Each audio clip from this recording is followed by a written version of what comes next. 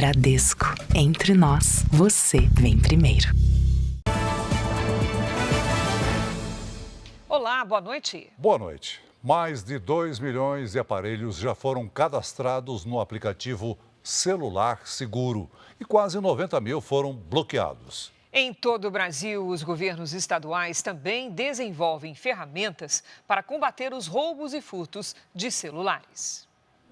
O Evan teve o celular furtado no ônibus quando voltava para casa. Em 40 minutos já tinha usado o cartão de crédito, tinha usado um valor.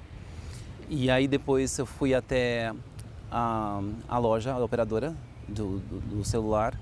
Fiquei mais de 1 hora para conseguir bloquear o celular. Ele não tinha o aplicativo Celular Seguro do governo federal no antigo aparelho. A ferramenta, quando acionada, bloqueia o chip e os aplicativos de banco. O Celular Seguro hoje, ele vai e bloqueia a linha do cidadão, o aparelho, de forma que ele não possa retornar à rede telefônica, e também manda um alerta para os nossos parceiros, como, por exemplo, para as instituições bancárias, de forma que ela bloqueia qualquer movimentação da conta do cliente pelo canal celular, protegendo assim o cidadão. O Celular Seguro alcançou a marca de 2.200.000 usuários cadastrados desde que foi lançado em dezembro do ano passado. De lá para cá, quase 90 mil aparelhos roubados ou furtados foram bloqueados. No Piauí, o governo do estado desenvolveu um programa para rastrear os aparelhos levados por criminosos. Desde o início do ano, 9.300 aparelhos foram recuperados.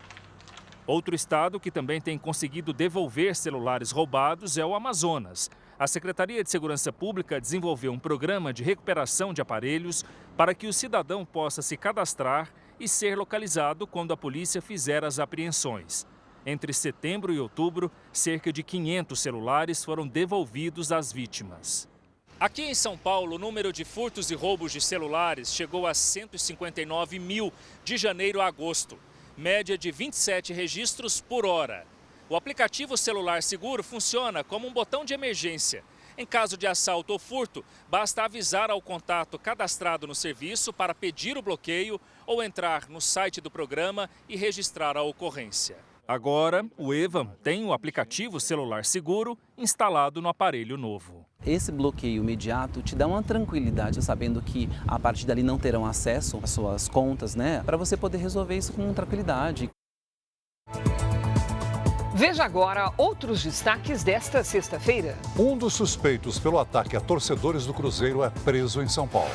No Rio, menino de 5 anos morre baleado enquanto fazia mercado com a mãe. Dólar fecha o dia cotado a R$ 5,86, maior patamar em 4 anos. Aviões da Força Aérea se chocam no ar e pilotos sobrevivem em São Paulo. Nossos repórteres mostram a luta de moradores para recuperar o que sobrou das enchentes na Espanha. Por toda a parte, esse é o cenário que a gente encontra, ruas cheias de lama. Nos Estados Unidos, candidatos trocam acusações na reta final da campanha.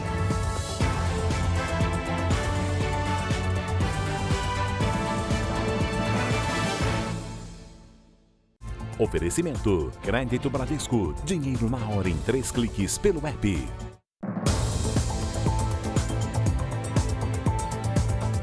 A partir de hoje, as transferências via Pix têm novas regras para aumentar a segurança dos correntistas. Se o pagamento é à vista, o Pix tem sido a forma escolhida por muita gente. Com o Pix é mais rápido, ligeiro e tem segurança, né? Você não precisa estar mexendo em dinheiro, aqui um monte de gente é perigoso. Hoje em dia, né, não existe mais carteira, a gente só anda com o celular na mão. Nesta loja, na região central de São Paulo, o pessoal até prefere esse tipo de operação. Recebemos um percentual muito maior hoje via Pix do que até o próprio cartão de débito. Então, se tornou um meio de aceito muito positivo aqui na loja. Por ter se tornado tão popular, o Pix também chamou a atenção de criminosos. Por causa disso, novas regras definidas pelo Banco Central devem deixar o dispositivo ainda mais seguro. Celulares e computadores não cadastrados no banco onde o cliente é correntista terão limites de R$ 200 por operação para as transferências. Por dia, o valor total fica limitado a R$ 1.000. A Febraban, que ajudou o Banco Central na elaboração do sistema, afirma que os clientes estarão mais protegidos com a novidade. Para você fazer esse cadastro, você vai ter que se comprovar como proprietário da sua linha telefônica, do seu e-mail cadastral no banco, de forma que você, então, tenha acesso a esse limite completo do banco. Isso vai reduzir bastante os valores impactados por fraudes. Com as novas regras, pode surgir uma dúvida. Vai ser necessário cadastrar o celular ou o computador para continuar usando o Pix? A resposta é não. Isso só vai ser preciso se houver troca de aparelho. Caso contrário, nada muda. A Febraban ainda faz um alerta. Não aceite mensagens com links para um novo cadastro.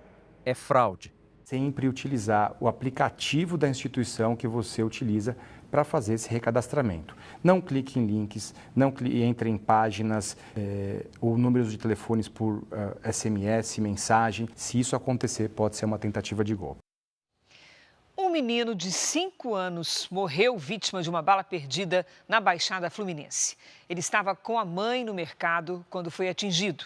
Somente este ano, 18 crianças foram baleadas em tiroteios na região metropolitana do Rio de Janeiro. 3 morreram. Do lado de fora do hospital, a família estava inconsolável. Chego no meu trabalho, eu ouço a notícia que meu filho levou um tiro, entendendo? Aí chego aqui, a minha esposa também sofre de depressão, já perdeu o pai e a mãe, e agora vai perder um filho de 5 anos. O que é que a criança de 5 anos fez para perder a vida desse jeito? Carlos Eduardo Cabral de Moura, de 5 anos, foi atingido no tórax por uma bala perdida quando saía do mercado com a mãe em Japeri, na Baixada Fluminense. O menino chegou a ser socorrido, mas não resistiu. Segundo a Polícia Militar, traficantes do Morro do Sapo fizeram disparos contra uma viatura que manobrava perto do mercado onde estavam mãe e filho. Um dos tiros acertou Carlos Eduardo. Os PMs afirmam que não revidaram. A origem da bala que matou o menino está sendo investigada. Segundo dados do Instituto Fogo Cruzado, houve mais de 2.000 tiroteios só neste ano na região metropolitana do Rio de Janeiro. 18 crianças foram baleadas, 3 delas morreram. O governador Cláudio Castro comentou a morte de Carlos Eduardo. O que aconteceu hoje foi um criminoso atirando numa criança. Chega disso. A gente precisa ter a liberdade de fazer o enfrentamento necessário. Há um controle dessas organizações criminosas que tem que ser feito todo dia. Um ônibus perdeu o freio, bateu no muro de uma creche e feriu 13 pessoas em Belo Horizonte. O ônibus ficou pendurado no pátio da creche. 40 pessoas estavam no veículo. De acordo com os passageiros, o motorista perdeu o controle da direção ao descer uma rua. Eu só vi na hora que ele gritou, o ônibus perdeu o freio. Aí eu já segurei, na hora que eu vi, a gente já estava dentro do buraco. Os feridos receberam os primeiros socorros no local. 13 pessoas precisaram ser levadas para unidades de saúde da região. As pedras caíram, fiquei soterrado debaixo das pedras. A creche, que é conveniada à prefeitura, estava vazia no momento do acidente. Graças a Deus não havia crianças na escola hoje, porque hoje é dia de formação dos professores, então não tem crianças. Então podia ter acontecido alguma coisa bem pior aí. A prefeitura de Belo Horizonte afirmou que o ônibus era novo. Começou a circular ontem e tinha feito apenas 6 viagens. O veículo tem autorização de tráfego até novembro de 2026. A Polícia Civil abriu inquérito para investigar as causas do acidente. Apesar do impacto, não houve danos à estrutura da creche e o local foi liberado pela Defesa Civil. A Receita Federal apreendeu uma carga de 500 mil de cigarros eletrônicos no Porto de Santos, em São Paulo. Para combater o comércio ilegal, as autoridades passaram a fiscalizar os contêineres que passam pelo Brasil com destino ao exterior. Foi a maior apreensão de cigarro eletrônico da história do Porto de Santos. O carregamento estava de passagem pelo Brasil nestes 2 contêineres. Os produtos contrabandeados são proibidos no país.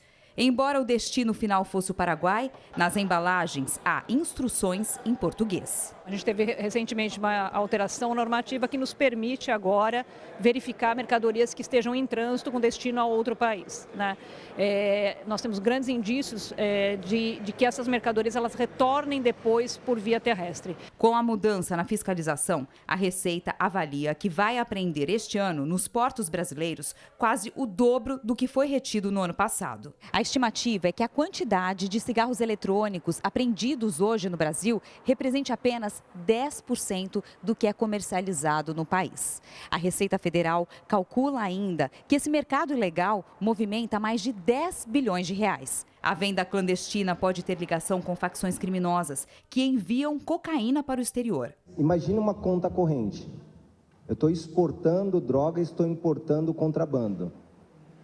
Faz bastante sentido, ao invés de eu ficar convertendo dinheiro, eu fazer essa compensação nesse mercado perverso e ilegal. Além de reforçar a inspeção nos portos, aeroportos e fronteiras, a Receita Federal também vai suspender o CNPJ de comércios que vendem ilegalmente cigarros eletrônicos. Estaremos avançando em parceria com os municípios para que essas entidades percam, inclusive, essas empresas, o alvará de funcionamento, para que seja lacrado mesmo e pare a sua atividade.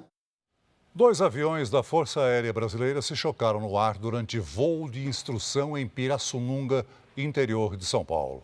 O piloto de um dos aviões conseguiu se ejetar e abriu o paraquedas. Ele foi resgatado por uma equipe de salvamento sem ferimentos. A aeronave ficou destruída ao cair no solo. Já o outro piloto conseguiu pousar o avião em segurança. O Centro de Investigação e Prevenção de Acidentes Aeronáuticos, o CENIPA, vai investigar o acidente. O tempo deve ficar instável durante o primeiro fim de semana de novembro. Hora de conversar com a Lidiane Sayuri. Oi, Lid, boa noite. Podem ocorrer temporais? Cris, em boa parte do Brasil, o fim de semana será marcado por bastante chuva. Boa noite para você. Boa noite, Celso.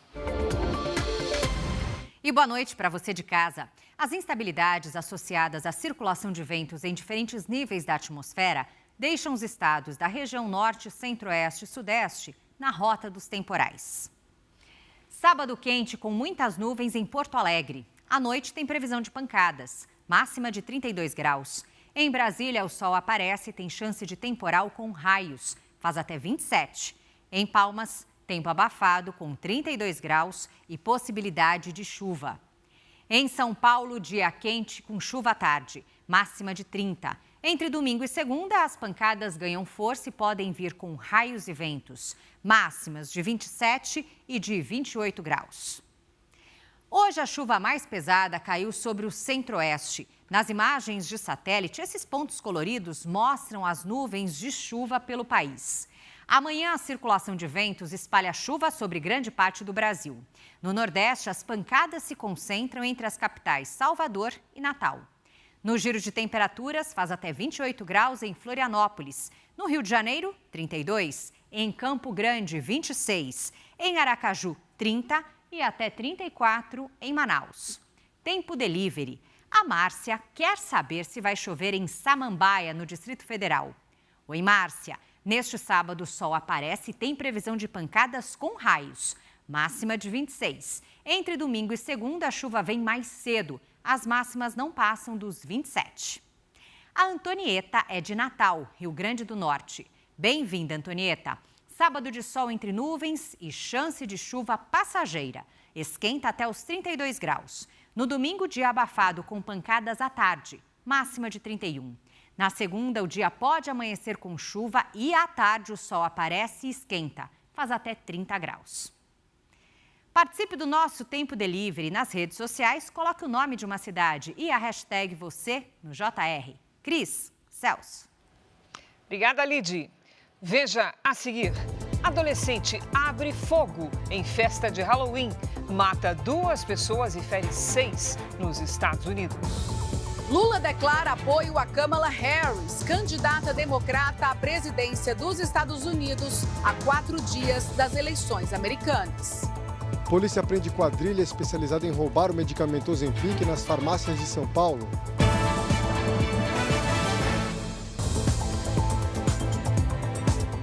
presidente Lula declarou hoje apoio a Kamala Harris, a candidata democrata à presidência dos Estados Unidos. Luiz Fara Monteiro traz os detalhes direto de Brasília. Oi, Fara, boa noite. Oi, Cris, boa noite a você, ao Celso e a todos que acompanham o Jornal da Record.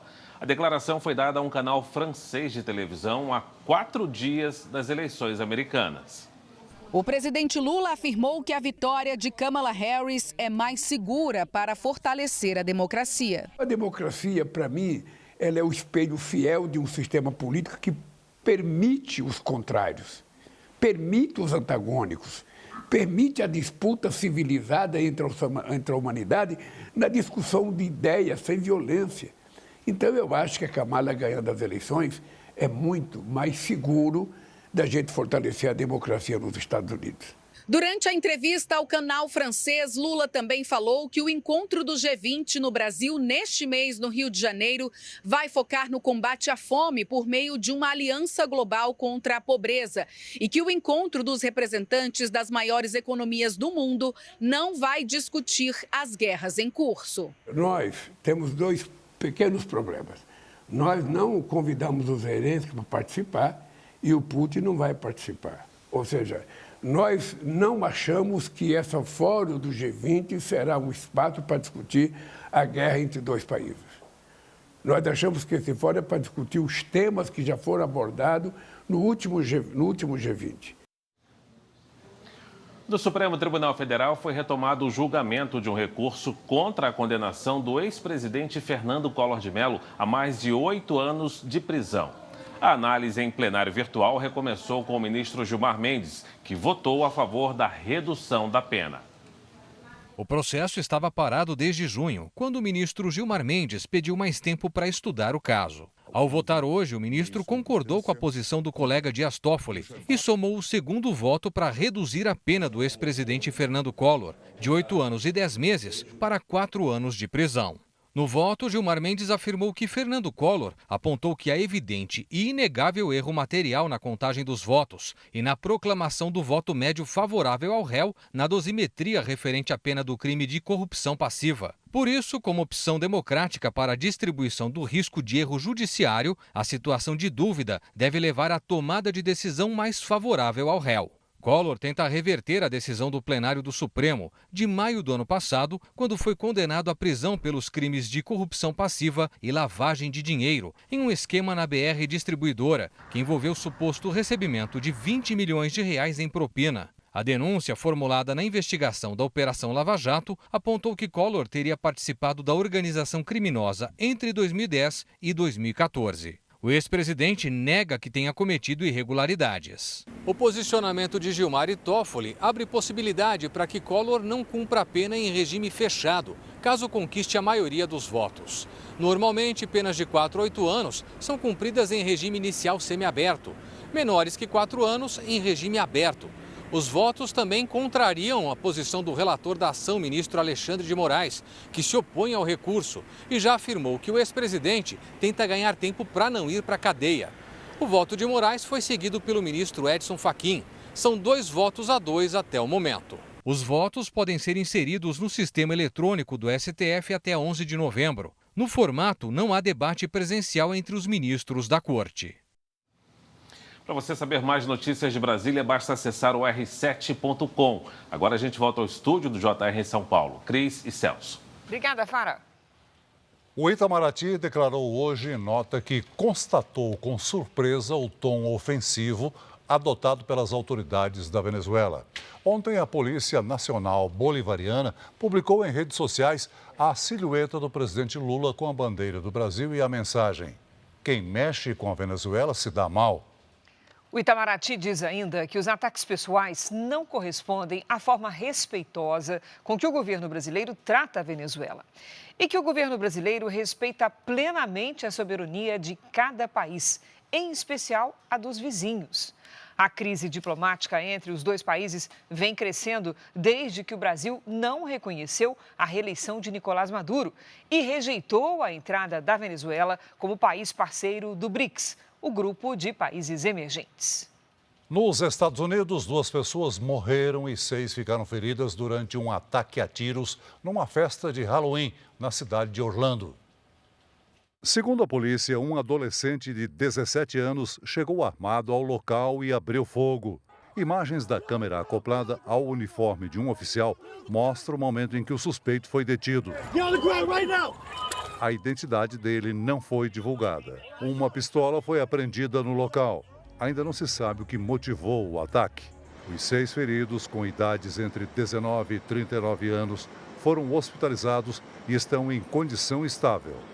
Segundo as estimativas da polícia, havia entre 50 e 100 mil pessoas comemorando o Halloween na região onde houve os disparos.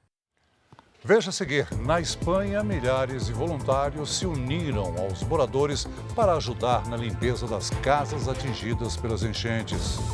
Justiça decreta a prisão de mais 2 integrantes da Mancha Alviverde. Um deles já foi localizado e está preso. Os demais continuam foragidos. Polícia faz buscas na casa de MC Pose do Rodo, no Rio de Janeiro, por sorteios e rifas ilegais nas redes sociais. A esposa dele é uma das investigadas.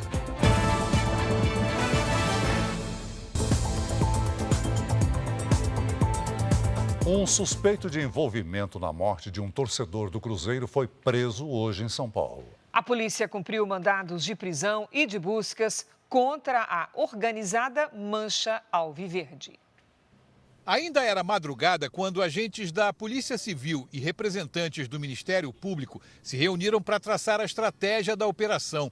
Eles saíram para cumprir 6 mandados de prisão e também 10 de busca e apreensão na capital paulista, Taboão da Serra, região metropolitana, e em São José dos Campos, no Vale do Paraíba. Uma parte dos policiais foi à sede da Mancha Alviverde, na zona oeste de São Paulo. Os policiais vistoriaram o estoque de uniformes e apreenderam documentos, notas fiscais, máquinas de cartões bancários, computadores e um cofre. Em outros locais, os agentes também encontraram uma barra de ferro, um taco de golfe e roupas com manchas de sangue.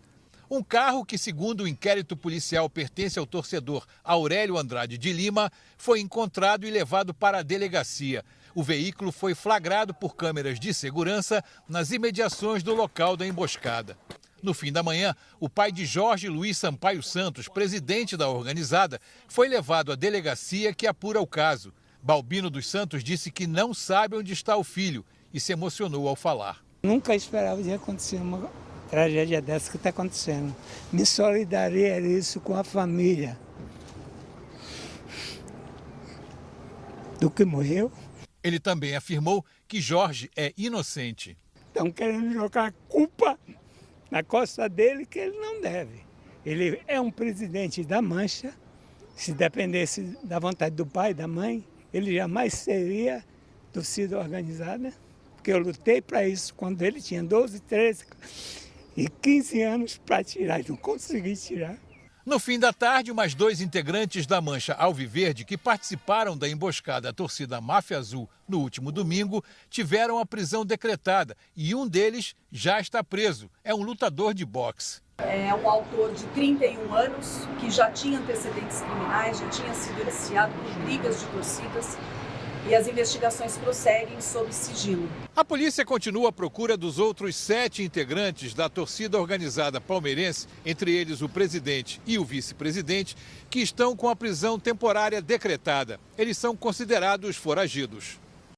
A mulher do funkeiro Pose do Rodo e outros influenciadores digitais foram alvos de uma operação no Rio de Janeiro que investiga a prática de sorteios e rifas ilegais na internet. A polícia vê indícios de manipulação nos resultados. A promessa de lucro fácil chamava a atenção. Com R$ 24,480 meu ganho. As ofertas eram divulgadas pela influenciadora Viviane Noronha, esposa do funkeiro Pose do Rodo. Juntos, eles têm mais de 15 milhões de seguidores nas redes sociais. Hoje, Viviane foi alvo de uma operação da Polícia Civil que investiga um esquema de sorteios e rifas ilegais na internet. Com essas ações, esses envolvidos vêm cada vez mais auferindo lucros, ganhos ilícitos, em detrimento de um número indeterminado de pessoas que compram esses bilhetes dessas rifas, acreditando na lisura do processo. Os policiais fizeram buscas na mansão da influenciadora, na zona oeste do Rio. e apreenderam joias, carros de luxo e celulares. Depois da ação, a esposa do funkeiro se manifestou. Já está sendo resolvido, os advogados já estão por aí resolvendo e está tudo certo. Outros influenciadores digitais também estariam envolvidos no esquema. De acordo com a polícia, os sorteios simulavam seguir regras da Loteria Federal, mas não havia autorização do Ministério da Fazenda nem como comprovar os reais ganhadores. Somente um dos investigados teria lucrado 15 milhões de reais com os jogos ilegais. O médico equatoriano Bolívar Guerreiro foi outro alvo da operação. Segundo as investigações, ele fazia sorteios de cirurgias plásticas para seguidores. A defesa do médico informou que só vai se manifestar quando tiver acesso ao inquérito. No mercado financeiro, o dólar registrou alta de 1,53% e encerrou a semana cotado a R$ 5,86. Esta é a maior cotação desde maio de 2020. Já o principal indicador da Bolsa de Valores de São Paulo fechou em queda de 1,23% aos 128 mil pontos. 3 fatores influenciaram os negócios hoje. A geração de emprego abaixo do esperado nos Estados Unidos, a proximidade da eleição americana e a indefinição sobre os cortes de gastos do governo brasileiro. Já está valendo a bandeira amarela na conta de luz. Isso significa uma cobrança extra de R$ 1,88 a cada 100 kWh consumidos. No mês passado, a bandeira cobrada era a vermelha, que é o patamar 2 e é a mais cara. Segundo a Agência Nacional de Energia Elétrica, a mudança foi possível porque as chuvas aumentaram o nível dos reservatórios. Milhares de voluntários se uniram aos moradores para ajudar na limpeza em Valência, na Espanha. A enchente já matou mais de 200 pessoas. Os enviados especiais Ana Paula Gomes e Tiago Castro visitaram as regiões mais atingidas. Em Valência, os moradores tentam descobrir o que sobrou nas casas depois do alagamento. Este homem desabafa. É difícil saber por onde recomeçar. Me sinto impotente, diz ele. Chega um momento que não... Perdão, mas que é impotência. Cerca de 75 mil casas ainda estão sem eletricidade. Os bombeiros retiram combustível de carros abandonados para abastecer geradores de energia. Máquinas são usadas 24 horas por dia para liberar as estradas. Mas em muitas cidades, o único jeito de sair é percorrendo longos trechos a pé. Falta água potável e logo que chegam as doações, longas filas se formam. Este homem só conseguiu um galão pequeno. Tem pessoas estocando e há boatos de que vão cortar até a água suja que chega nas torneiras, ele reclama. Iam cortar a água em Valência. Mas os espanhóis não estão sozinhos. Voluntários chegam de toda a parte. O Exército também enviou apoio. Caminhões e 500 soldados estão nas ruas.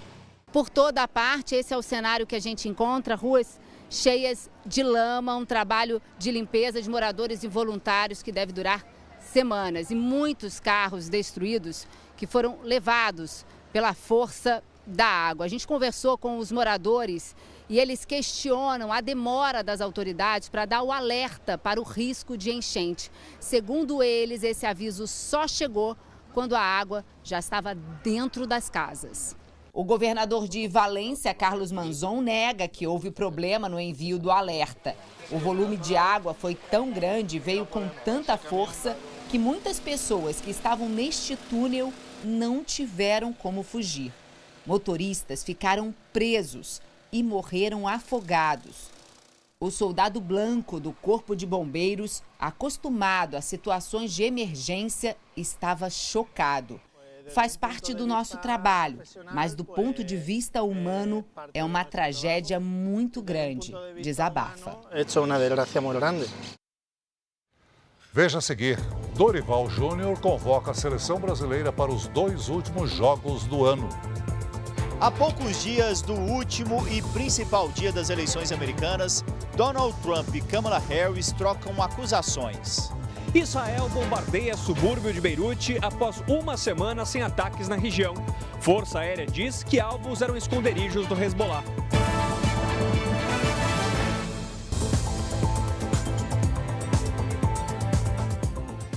Uma denúncia revelou um esquema de fraude para a liberação de vistos de trabalho nos Estados Unidos nos sorteios anuais do governo. Empresas terceirizadas cobram para enviar o perfil de um mesmo candidato milhares de vezes para aumentar a chance dele ser escolhido. Com o visto H-1B, estrangeiros podem trabalhar de forma temporária para empresas americanas. Um mercado que se tornou altamente concorrido, principalmente na área de tecnologia. Por isso, o governo criou uma espécie de loteria para que a escolha fosse feita por sorteio. No ano passado, 85 mil vagas foram liberadas para 446 mil candidatos. Até que empresas descobriram uma forma de lucrar fraudando a loteria. De acordo com uma denúncia publicada pela agência Bloomberg, os candidatos pagam para ter a inscrição enviada milhares de vezes. E assim, aumentam a chance de ser escolhidos. Os dados mostram que em 2023, mais de 34 mil vistos, quase metade do total, foi sorteada para empresas de recrutamento ou de terceirização de mão de obra. A reportagem revela ainda que as empresas dão preferência para profissionais da Índia. O país conta com mão de obra qualificada na área de tecnologia e com fluência em inglês. Os contratados não moram aqui nos Estados Unidos, mas têm autorização para trabalhar para empresas americanas, que saem ganhando. É melhor manter o funcionário no país de origem, de forma remota e recebendo salários mais baixos. E nos últimos 20 anos houve uma migração de indústrias e empresas de TI para a Índia, o que treinou essas pessoas. O profissional indiano da área de TI é muito cobiçado por empresas norte-americanas. Por trás das contratações estão gigantes do setor de tecnologia, como Amazon, Apple, Meta e Microsoft, que não estão sendo investigadas. O lobby dessas empresas é muito forte. Talvez isso seja algo que não haja intenção, provavelmente de ambos os partidos, né? Não há muito interesse em mudar nesse ponto específico do H1B. O governo americano disse que aperfeiçoou o sistema de registro para evitar novas fraudes. Há 4 dias da eleição americana, as pesquisas indicam que a decisão será apertada. Donald Trump e Kamala Harris tentam explorar polêmicas do adversário para atrair os votos dos indecisos.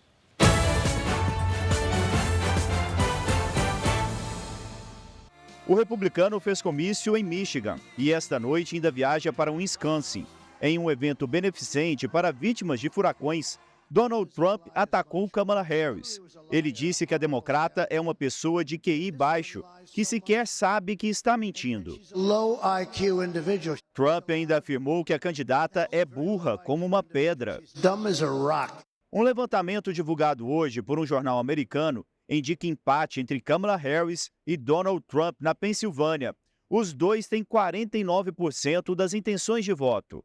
A Pensilvânia pode ser mais uma vez o estado decisivo na corrida à Casa Branca. Nas 2 últimas eleições, os presidentes eleitos venceram no estado com a margem apertada de votos. Em 2016, Donald Trump teve 44 mil votos a mais do que Hillary Clinton. Em 2020, Joe Biden venceu Trump na Pensilvânia com quase 80 mil votos de vantagem. Quem mostra o lado democrata é o repórter José Luiz Filho. Kamala Harris também escolheu o estado-chave de Wisconsin para fazer campanha hoje. Ontem à noite, durante um comício em Nevada, a democrata rebateu as novas críticas do adversário. Trata-se de alguém cada vez mais instável, obcecado por vingança, consumido pela mágoa e em busca de poder desenfreado, disse a candidata sobre Donald Trump. Na reta final da campanha, os candidatos deixam as propostas em segundo plano e recorrem aos ataques pessoais. O objetivo é mostrar que o adversário não é capaz de governar a maior economia do mundo. E como a eleição pode ser resolvida nos detalhes, os democratas apostam nas celebridades para garantir votos.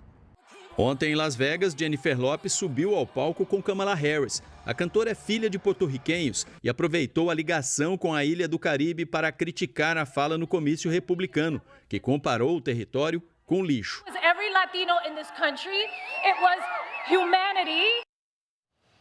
A Casa Branca teria alterado de forma ilegal a transcrição da entrevista de Joe Biden, em que o presidente americano chama os eleitores de Donald Trump de lixo. Segundo a agência de notícias Associated Press, a primeira transcrição registrou Biden dizendo que o único lixo que ele via flutuando por aí são os apoiadores de Trump.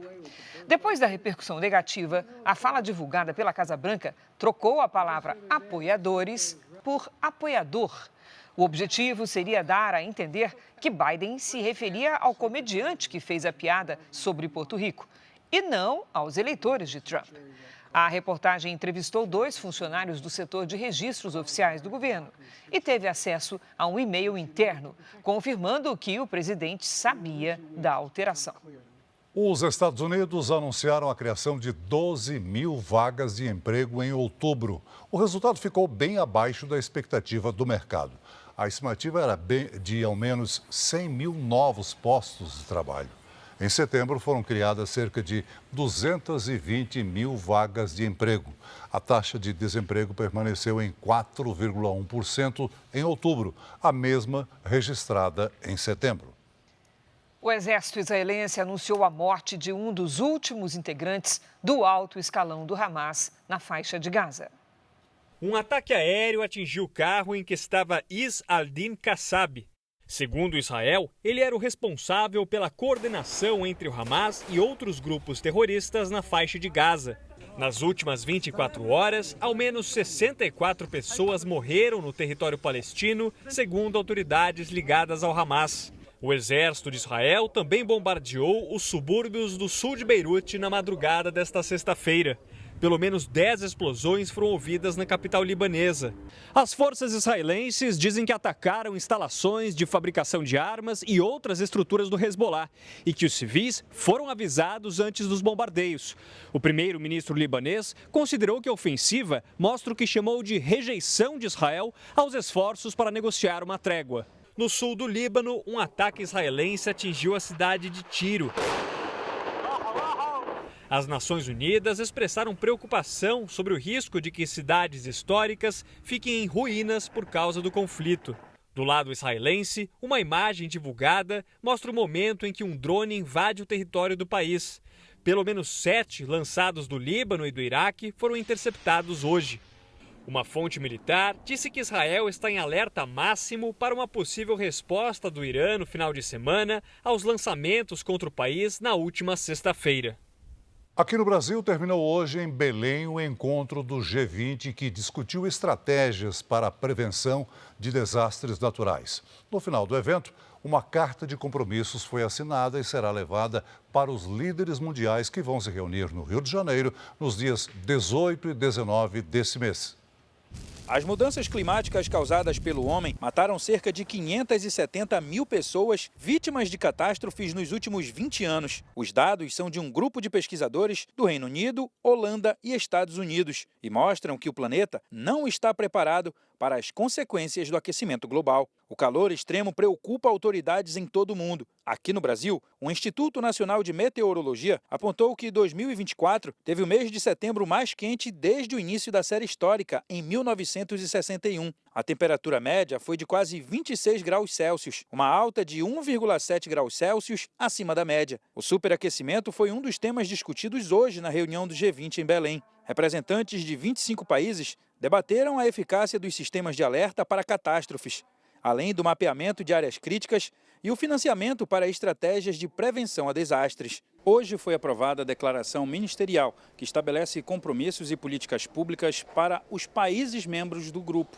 O documento vai ser enviado para os chefes de Estado que vão participar da cúpula do G20, que será realizada este mês no Rio de Janeiro. O aquecimento global, a questão dos novos eventos climáticos extremos serão cada vez mais frequentes. Este é um novo normal e para isso a gente precisa de fato levar a sério, colocar esse ponto no orçamento dos municípios, dos estados. 5 homens foram presos após roubarem medicamentos para emagrecimento no interior de São Paulo. Com medo dos assaltantes, farmácias da capital paulista reduziram o estoque de Ozempic por segurança. As imagens do circuito de segurança da farmácia mostram o momento em que os criminosos rendem funcionários e clientes. Um dos suspeitos vai para trás do balcão. A quadrilha estava em busca do medicamento Ozempic. O assalto foi em São Roque, no interior de São Paulo. Horas depois, 5 homens foram presos em Carapicuíba, na região metropolitana, com 5 caixas do remédio avaliadas em R$11 mil. O remédio é usado para o controle do diabetes e tem como efeito secundário a perda de peso. O medicamento virou febre entre as pessoas que buscam uma forma rápida de emagrecer. Segundo a polícia, há uma grande procura pela compra ilegal do Ozempic no mercado clandestino e até nas redes sociais, onde o medicamento roubado pelas quadrilhas é vendido com um valor abaixo do mercado. O remédio se tornou tão visado pelos criminosos que as farmácias resolveram reduzir os estoques por questão de segurança. Na tarde de hoje, nossa produção flagrou pelo menos 4 farmácias da capital paulista com avisos de abastecimento irregular do medicamento e sem previsão para normalizar. O endocrinologista do Hospital Moriá alerta para os riscos do uso de medicamentos sem necessidade. Infelizmente, está havendo no Brasil um risco com o uso indiscriminado do Ozempic. E isso faz, primeiro, com que pessoas que necessitem da medicação acabem não encontrando a medicação. E segundo, que muitas das pessoas hoje estão usando sem indicação e sem supervisão médica. E aí, certamente, existem uma série de eventos que podem acontecer quando a medicação é utilizada sem o acompanhamento médico. Começaram a valer hoje as novas regras para o financiamento de imóveis com recursos do Sistema Brasileiro de Poupança e Empréstimo administrado pela Caixa Econômica Federal. O valor mínimo da entrada e o valor máximo dos imóveis foram alterados. Desde o ano passado, a Aline estuda sair do aluguel, mas agora ficou mais difícil para ela. Os juros mais altos, a entrada mais alta, mesmo se você tiver um carro e vender essas coisas, fica muito mais difícil para você comprar. As novas regras da Caixa Econômica Federal para empréstimos pelo Sistema Brasileiro de Poupança e Empréstimo começaram a valer hoje. A entrada passa de 20% para 30% do valor do imóvel no sistema em que a prestação cai ao longo do tempo e aumenta de 30% para 50% no sistema Price, que tem parcelas fixas durante todo o financiamento. O valor máximo do imóvel foi fixado em R$ 1.500.000. Antes, não havia limite. A Caixa alega que esse tipo de financiamento, que usa recursos da caderneta de poupança, ficou mais limitado, principalmente por 2 motivos. Uma demanda maior que a quantidade de dinheiro disponível para as operações de crédito e um aumento dos saques da poupança pelo 3º mês seguido. Segundo o Banco Central, setembro foi o mês com mais retiradas de dinheiro da poupança. Uma diferença de 7 bilhões e 100 milhões de reais em relação aos depósitos. Hoje, 8 em cada 10 imóveis são financiados, de acordo com o Conselho Regional de Corretores de Imóveis do Estado de São Paulo. Para a entidade, a decisão da Caixa deve impactar as vendas. Muito difícil, nessa faixa de preço, a entrada 30% no mínimo, que é pelo saque, e o price 50%. Pouca gente tem essa quantidade de dinheiro para dar de entrada no imóvel. Vamos ter reflexos também nos imóveis de valor superior a R$1,5 milhão, que deixarão de ser negociados.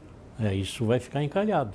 A Caixa ainda não deixou claro se essas novas regras vão valer para o ano que vem, quando será aprovado um novo orçamento para crédito habitacional. O técnico Dorival Júnior convocou hoje a seleção brasileira para os jogos contra Venezuela e Uruguai pelas eliminatórias para a Copa do Mundo. A principal surpresa da lista foi o zagueiro Murilo do Nottingham Forest da Inglaterra. Vini Júnior e Estevão, recuperados de lesão, voltaram a ser chamados. Quem ficou de fora foi o atacante Endrick. No dia 14 de novembro, o Brasil viaja para enfrentar a Venezuela em Maturim. No dia 19, a seleção vai receber o Uruguai em Salvador.